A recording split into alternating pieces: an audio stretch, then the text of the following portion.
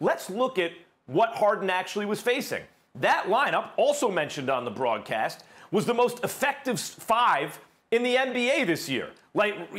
Okay, so obviously Chris Paul and Steven Adams and Shai Gilgeous-Alexander and Gallinari and Schroeder, who, by the way, has turned into a good defensive player. When did this happen? But at any rate, those 5, that's a really good 5. And in fact, statistically at least, the best in the league. And when they came into the game, and you kind of got the feeling again, like, okay, here it comes, Harden wouldn't let him do it. Again, just like Lillard, it's not just the level of play. It's at the biggest moments. And everyone can feel those pivotal moments. Harden kept coming up big, and he kept stifling the Thunder's momentum. And then you turn around and go, when did the Rockets get up this much? So can they win without Westbrook? If Harden stays that guy, and his job, he couldn't do it throughout the entire playoffs. But even against a good team, an underrated team, if Harden stays that guy, knowing he's going to get his dude back eventually in these playoffs, but he's going to have to be Superman every single game to get through the first round, then the answer is yes, they can do it. And I've been waiting for Harden to be that guy in the playoffs. One game in the books, so far, so good. I've never felt you giving James Harden the respect that he deserves, but that's neither here nor there. Last night, he was sensational in terms of his 37 points, but primarily his 11 assists and the way he was distributing the basketball. He deserves a lot of credit. Jeff Green deserves a lot of credit. Eric Gordon deserves a lot of credit. But I still don't see this team being able to beat, I mean, they could, but I don't predict that they would beat Oklahoma without Russell Westbrook in a best-of-7 series, because the MVP of last night's game, one could easily argue, was Mike D'Antoni. Remember, you're playing one way all year, like Chris Paul said, and then you switch things up.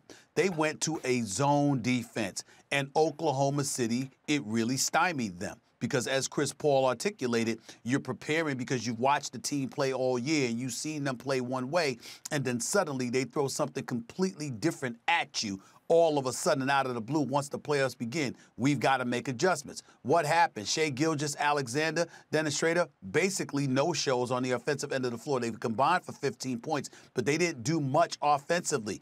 Particularly when you transition to a zone defense, you need elite guard play in order to overcome that and to make those necessary adjustments. And Chris Paul didn't have the greatest game either. The numbers looked nice, but some of it was padded as the game waned. In the end, Houston was able to get out to a cushion, and you know what happens when that transpires. You put the ball in James Harden's hands, and then you look at defenses pray for mercy, because this brother's an offensive juggernaut. So he had his 37. They had 42 points off the bench.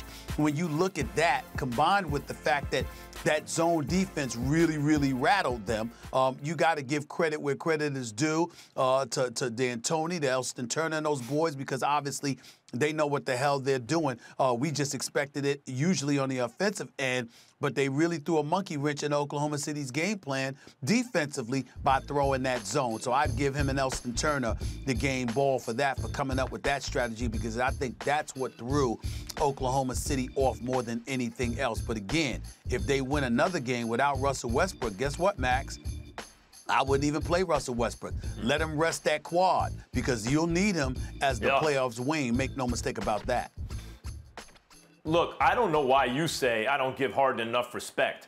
I'm not talking about the regular season, where he is correctly among the 2 or 3 best MVP candidates year in and year out. You know exactly what I'm talking about. I give him respect for that. I give him respect for his improvement on the defensive end, right? Where he's become a pretty good defensive player overall. Like, I give him respect for the fact that he's gotten better in the playoffs. But Stephen A., am I making it up? In the biggest games of his career, he has not been even his normal self, let alone the best version of himself. Yeah, but you act like he's averaging 12 points, and he's still averaging over 30. The fact of the matter is, for the last 5 years when they lost, he lost to the greatest shooting backcourt in the history of basketball. By the way, Chris Paul goes down, and now the players begin this year, and Russell Westbrook goes down. I get it. I'm not saying that there haven't been extenuating circumstances, but are you trying to tell me he doesn't fall off? He's still all-star play, but he goes from MVP play, from a 5-star player in the regular season, to a 4.5 star player in the playoffs. It goes down. Some dudes, Damian Lillard gets better. All I'm asking you, well, Damian Lillard got better, but you weren't saying that when Portland got swept last year. And Damian Lillard, you wanted him to do more in the fourth quarter, but you ain't calling him a choke artist. We understand that this is stuff that comes with it. Hold on, I'm answering your question. Not to mention that, let's also take into account when Houston went up against Golden State in that series, I was of the mindset, I don't give a damn what Harden does. KD, Steph, and Clay will find a way in a 7-game series. And then obviously it's been open to debate ever since because Chris Paul pulled his hamstring in Game 5, couldn't go in Game 6 and 7. When we look at James Harden, I'm not saying that he was himself in terms of, the way that he plays. He elevated his level of play. What I'm trying to say is that he wasn't a choke artist, which at one time is what you called him. But hold on, he was in that game, Stephen A. You can't pretend he wasn't because we can't test your hypothesis. Anything, no matter how good Harden would have been, I'm saying Harden in the Game 7 against Golden State with KD, Clay, everyone was healthy. We can't even test your hypothesis. You might be right. We can't prove a counterfactual, but we'll never know because Harden didn't elevate his game. He didn't even play like normal James Harden. Neither did the rest of the crew, but that's more when you need to elevate. He missed almost every shot. By the way, educate me about something. What the hell is counterfactual? I mean, it count as a fact? What are you talking about? You always use that word. Explain to our viewers. When you say a counterfactual, you just throw it out there. Can you tell us that?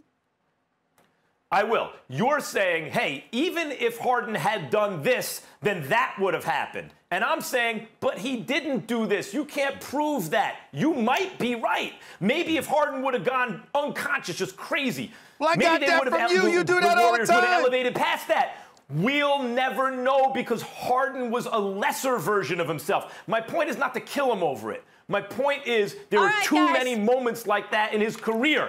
This last night was a very good sign. No Westbrook against an excellent unit of 5, like a starting 5 or whatever you want to call it. That's the best in the NBA, right by the numbers. He elevated. Thanks for watching ESPN on YouTube. For live streaming sports and premium content, subscribe to ESPN+.